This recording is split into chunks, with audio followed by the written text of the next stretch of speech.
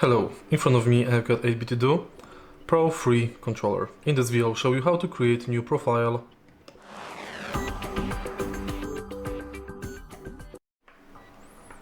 In the beginning, let's go to 8BitDo Ultimate Software. Make sure that your controller is connected and here select Switch or Windows. Now you have to create new profile. Enter profile name.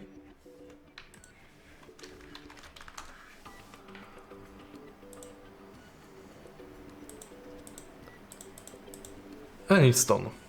Here we've got the profile list. Select it to access the profile. Here you can manage mapping, macros, stick, trigger and vibration.